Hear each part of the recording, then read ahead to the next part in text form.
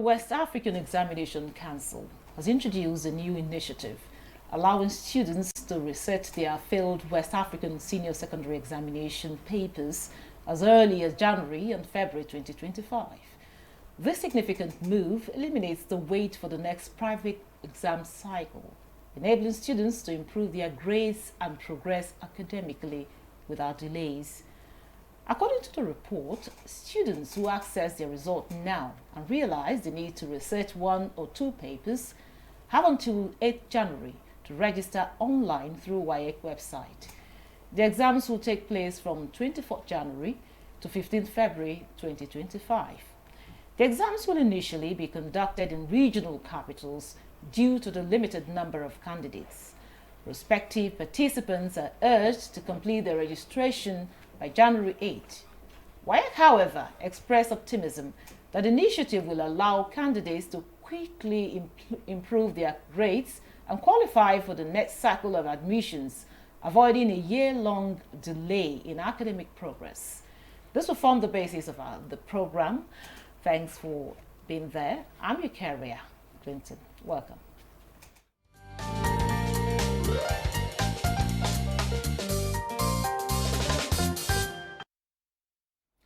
Now, to discuss this issue, I have joining us via Zoom is Professor Amos Josiah Dangote. He's the head of the Nigerian National Office, West African Examination Council, Waec. It's good to have you in Nigeria today. Thank you very much. I appreciate this opportunity. Good evening, viewers. Yeah, we also have here in the studio Simeon Seshive Isha.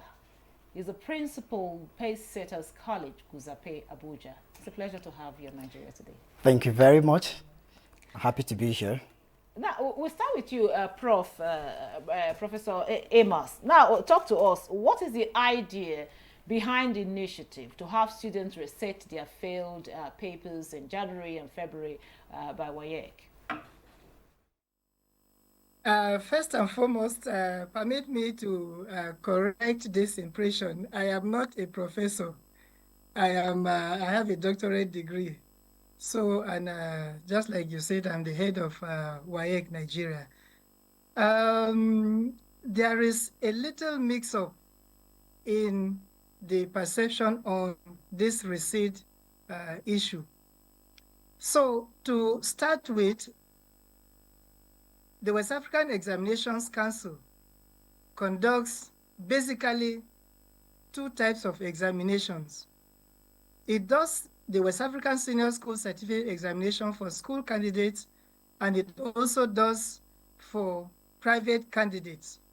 Now, why I say there seems to be a bit of a mix-up is that the information that has gone around is the one that emanates from Ghana, Accra, Ghana. Just as we have Waec Nigeria, we have Waec in 5 countries. That includes Nigeria. Now, what happens is that Ghana, this diet or series of the West African Senior School Certificate Examination for the first time. Hello, can you hear me? All right. Okay. Ghana is joining the examination for the first time, whereas Nigeria and the other countries have been conducting this examination for about 7 years now. And for us here in Nigeria, we have floated the examination for the entry for this examination since last month, December. Now, the use of the word receipt can be a misnomer, depending on where you are standing or looking at the examination from. Like I started by saying that we have a school candidate examination where it is expected that students who do formal education will end up with the school candidate examination of the West African Senior School Certificate, whereas private candidates who have not been to formal school and have prepared themselves to sit the examination can avail themselves to do the examination. That is for private candidates. We have two diets or two series of the examination in a year, January/February, and we also have it November/December.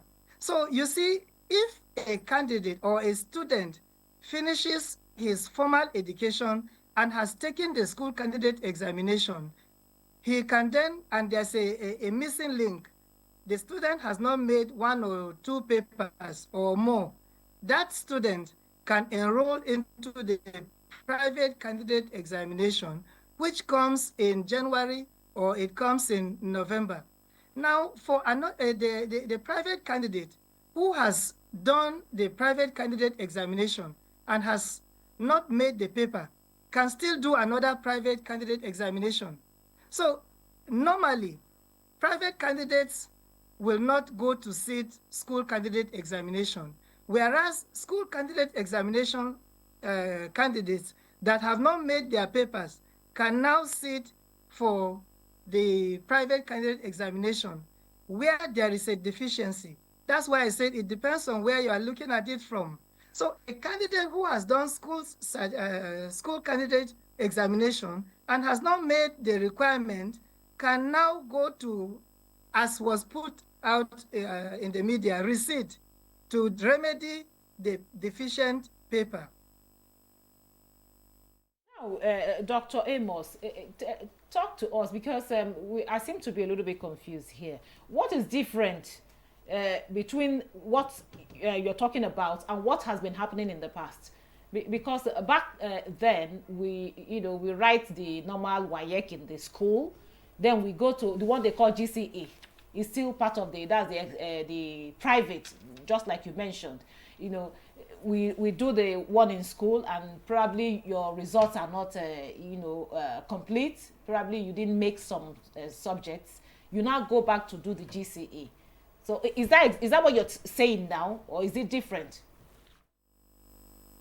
Yes, you see, what you now call the GCE, we have left that name now. It is no more GCE, but West African Senior School Certificate Examination for private candidates. And we have private candidate 1, which is about to commence later this month. And then, okay, let's use the word that you are used to. We have GCE conducted in January, February, and we also have GCE conducted November, December, in the language that you and others understand. Okay. This GCE for either a receipt for those who have finished the school exam and still have a deficiency, they can come and receipt. And we also have private candidates who have done the GCE in the past but have not made it. They still have deficiency to receipt. So you can now see you have done the exam before, but you still have deficiency. So you can receipt. And another interesting feature of this GCE is that you can sit for just one paper or two papers or three papers, as the case may be. Whereas the examination for school candidates, you cannot have a choice. The minimum you will enter for is eight subjects at a go. So that is where the difference comes in. For the GCE, you can just go for one or two subjects that you are interested in, but for the school candidates exam, you have to go for a minimum of 8. Okay, that is what is obtainable right now. Okay, having heard what Dr. Amos said, I don't know. I want to get a perception on this new development, Simeon.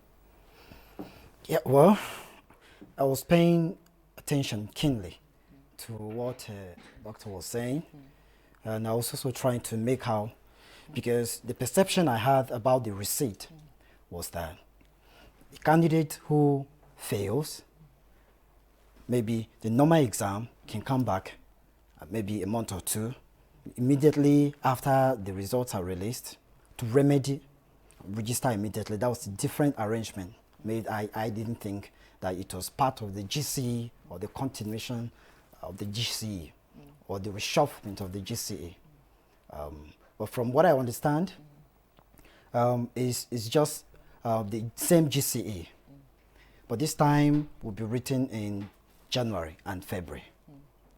So, but the good thing about what you said is about the fact that the candidate, because that was what I was concerned about, the candidate will have the opportunity to register for just a subject or two or three, depending on the subjects that he or she failed. So I think that will go a long way in helping candidates. Okay, I also want to take you up on that aspect. You know, formally you register maybe 9 subjects or 8 subjects, but now you have to pick the subject you did not make. So that how much of that can help the student to achieve, you know, the aim of, you know, getting those subjects, passing those subjects at the end of the day? You know, academics, it's not a cut and dry business.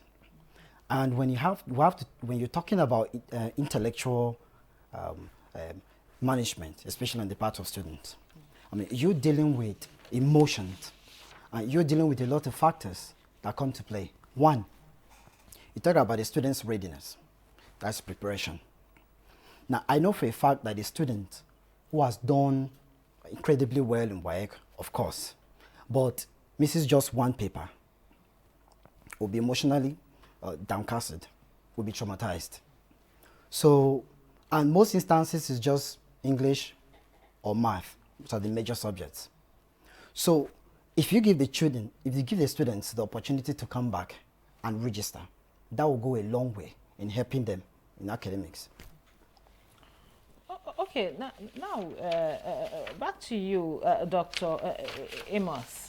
Now, there's something also that I really want to know. You said, okay, the students can register maybe the subjects that he or she feels he didn't do well in or failed, and you know, they can pick, if it's 3 subjects, you just pick those three subjects. Now, I also want to find out about, for instance, like okay, when the results now come out, so it will now be just 2 subjects. Probably if you registered for maybe 1 subject or 2 subjects, when the result now comes out, they now give you a certificate for 1 subject or 2 subjects. So I want to get that clear.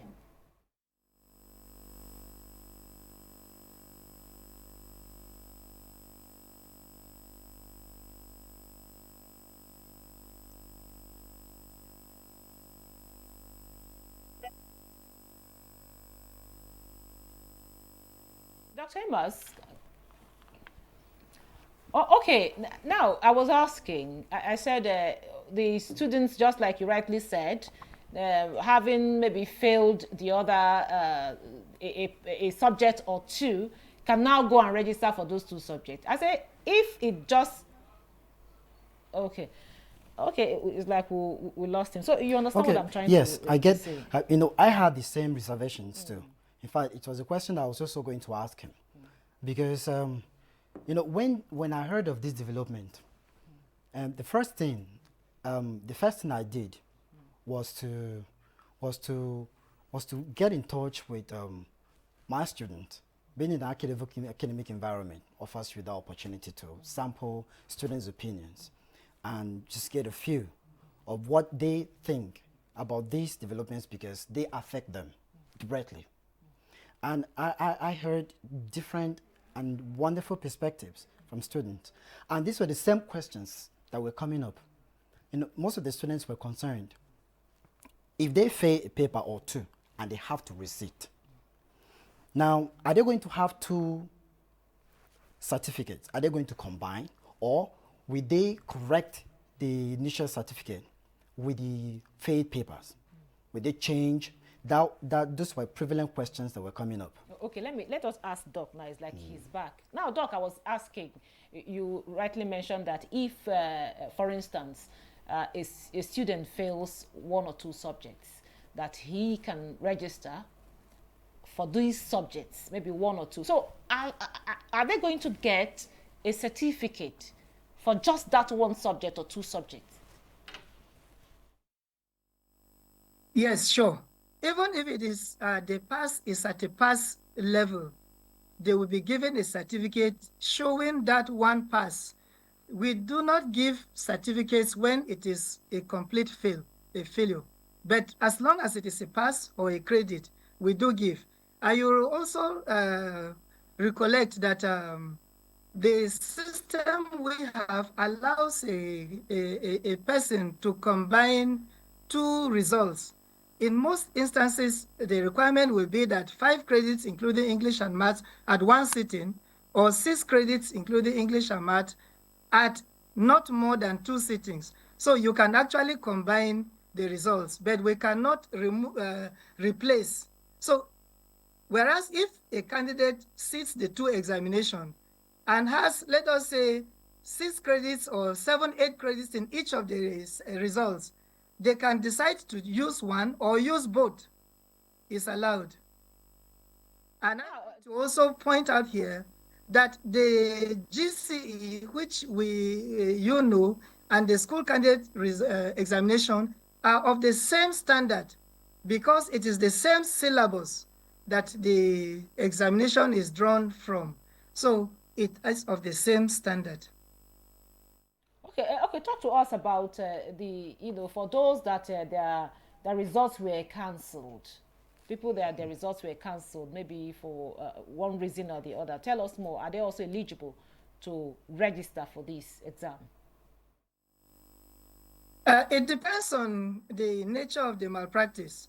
For example, if we find that you have multiple entries and you were able to sit, whether as a spirit and human being, in more than one examination, once we have that evidence, we bar you from taking the examination for 2 years.